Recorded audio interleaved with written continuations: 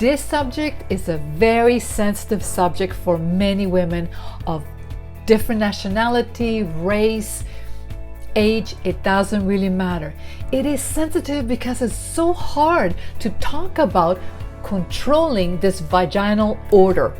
So today, step by step, I'm going to go through it so you know exactly what you're doing to cause this. So let's get started right now. So very quickly, my name is Maria from Vancouver, Canada. Welcome. For my subscribers, thank you so much for being part of this community. It gives me so much pleasure to be able to talk with you, communicate through comments below.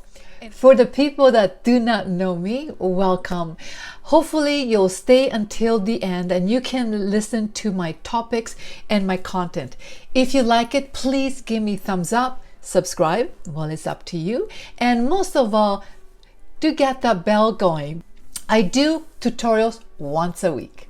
Every woman, it doesn't matter if she's a yellow, white, or black, we all have a scent down there, and that is our hormonal, and you cannot really change it. That is what is. However, if it starts to become a little bit more pungent, or you have certain things happening, it is because you're doing something wrong. There is some form of growth down there. It could be fungal or bacterial. It could be feeling itchy or slightly stronger scent, redness. So when it comes to that point, you do need to go and check with your doctor. He or she might give you something to control it, but it doesn't matter if it's antibiotics or antifungal or antibacterial, whatever he or she's giving you, that is temporary. So you really need to look after yourself all the time. So the first one is bye-bye to the silk and satin underwears, except for special occasions. But you do need to wear more of the cotton underwear, more breathable, absorb any form of moisture, and it will prevent a lot of the irritation and infections caused down there. So number 2, stay hydrated. Drink lots of water, and I do have a tutorial on detox water, because a lot of times you don't want to really drink just straight water, so you can put some lemon or cucumber or anything that it is easier to drink. So at least I would say 8 glasses water per day. What does it do? It flushes out all the toxins of the body, and at the same time it will prevent a lot of the infections of the vagina. Could be bacterial or also fungal. Number 3, intimate perfumes. If you have a scent down there, you might say, okay, I'm going to put some perfume down there and it will mask. And exactly, that's what it will do. It will mask, but the problem is still there. And that is not advisable. And also a lot of times people will use the regular perfumes that you put on to give yourself a little bit of scent up here around the hair and on your arms. But again, that will cause irritation of your epithelial or mucosa. Also perfumes, it doesn't matter if you apply it here on your neck or down there, it will darken the skin. Step number 4, stay away from douching. The douching, and you can buy those ones at over the counter, the feminine douching, is actually really bad. It will mess up the pH of the walls of your vagina. And you might say to me, but Maria, why are they selling them? Well, there's a lot of things that they sell on the industry that they're not good for you. Smoking, there's cigarettes out there. Is cigarettes good for you? No. So you as a consumer, you have to pay really good attention not to do certain things. So nothing internally. What can you do? Well, you could eat certain foods that are high in probiotics, or taking supplements that are probiotic, or taking any supplements that will strengthen your immune system. So douching, no. Step number 5, it is washing yourself regularly. And before you do touch down there, please wash and disinfect your hands. So when you go to the bathroom, same thing. Our hands are very dirty. We touch so many things throughout the day, and you do not want to bring additional bacteria in that area. How often should you wash? Well, depending what time of the month you are. If you're during your menstrual cycle, more often, but at least once or twice a day. If you're under your menstrual cycle and you're using pads or tampons, try to change them regularly. Why? It's because more moisture down there, blood, bacteria, it will cause additional smell. So do change it regularly. When you're having intimacy with your partner, remember to wash yourself before and also after. Number 6, remember that bacteria love dark. Bacteria love dirt, and so that's why we do need to wash and give it oxygen. The next thing that I would like to mention is do know your discharge. Women, depending what time of the month, usually before your period, you will start having a little bit of a discharge, and usually is somewhat on the clear side and has maybe a little bit of a scent, your scent.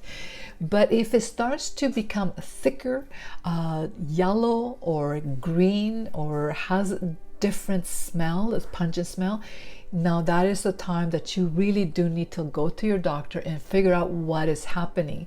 It could be fungal, it could be bacterial, and he might give you something to control it. But before you go to that step of taking medication, and I will talk about it a little bit more, take different supplements like probiotics, prebiotics, drink a lot of water before you start taking certain medication.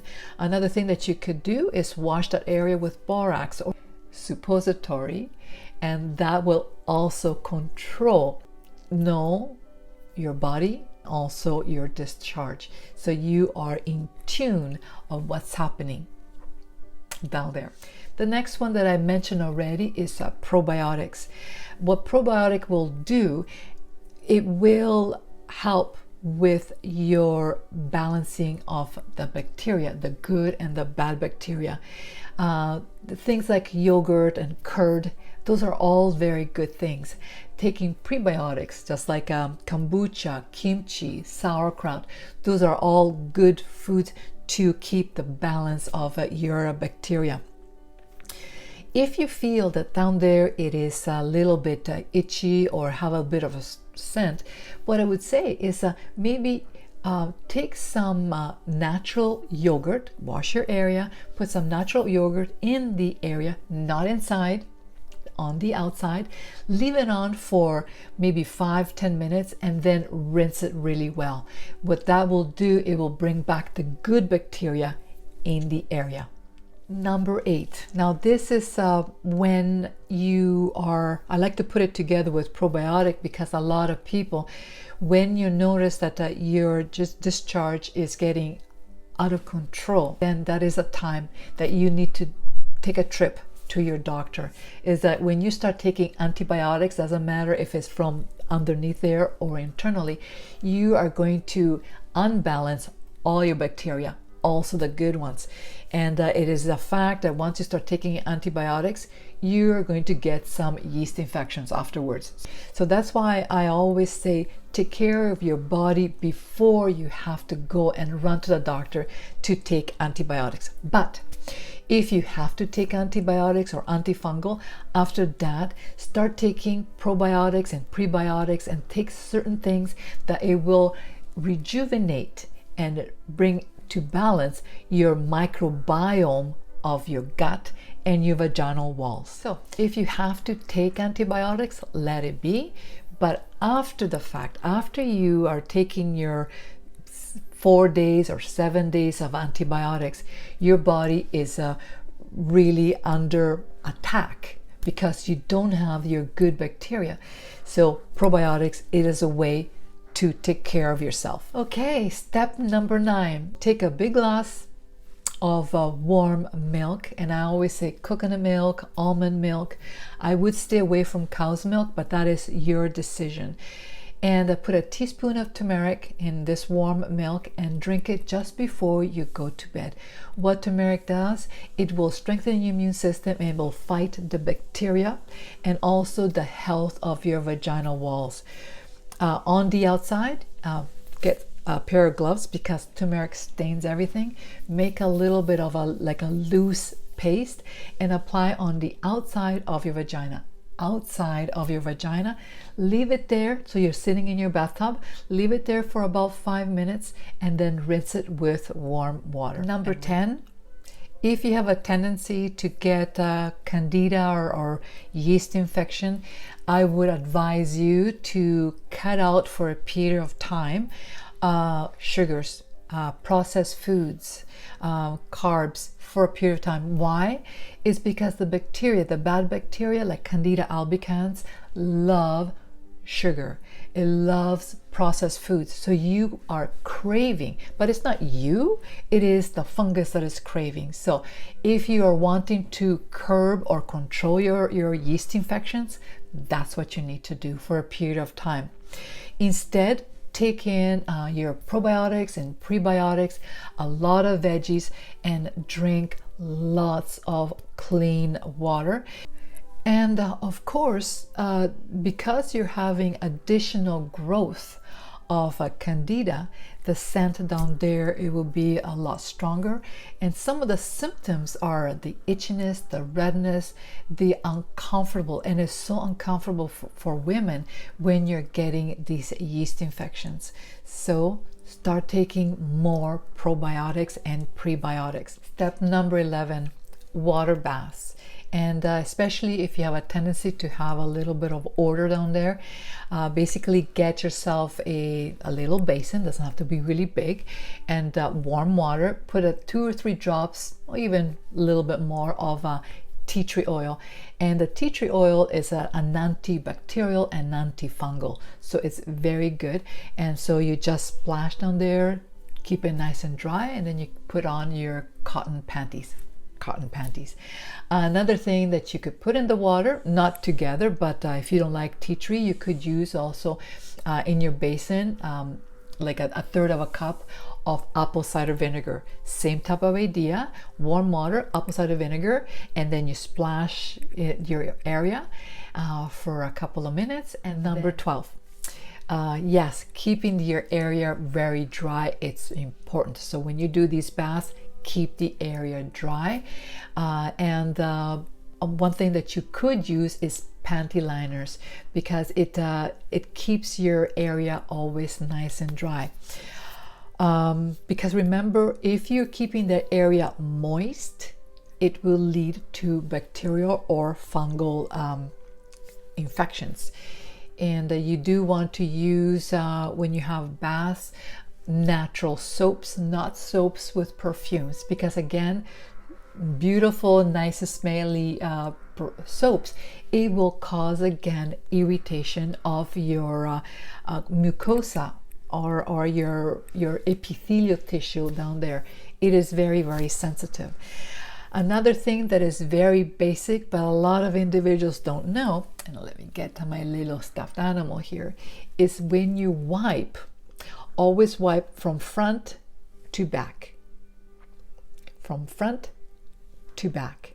And the reason why is because the back is full of bacteria. And so if you wipe from the back forward, you're going to drag the back bacteria to the front. Another thing that I advise is having natural wipes with no scent, no perfume, that when you go to the bathroom in public areas, that you do wipe your area nice and clean, so it keeps always nice and clean.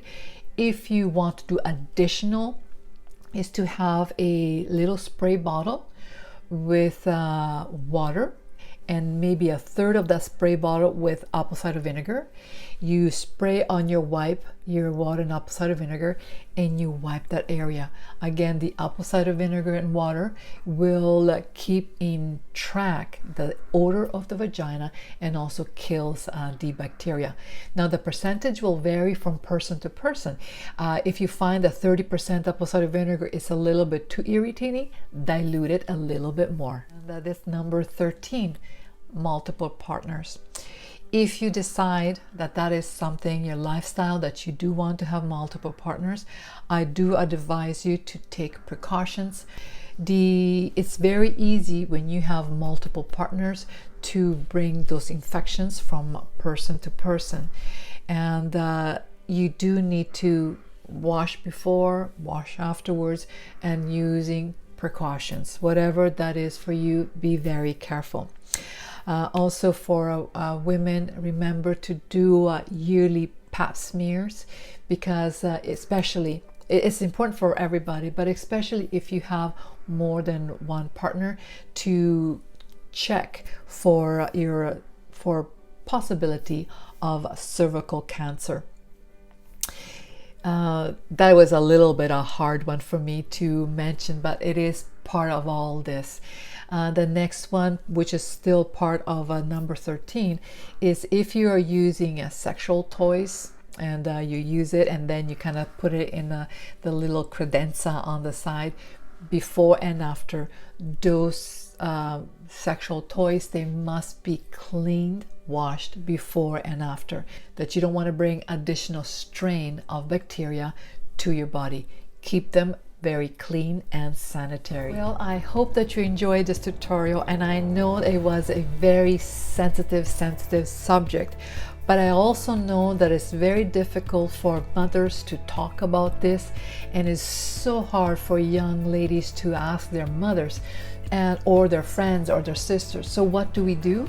We usually try to figure out ourselves what are the right things to do, and sometimes we might wait too long to go to the doctor, and we have problems. So this tutorial is more for prevention, your hygiene and your health before a problem starts. So between what you do, your health, what you eat, your procedures with things, that is the key.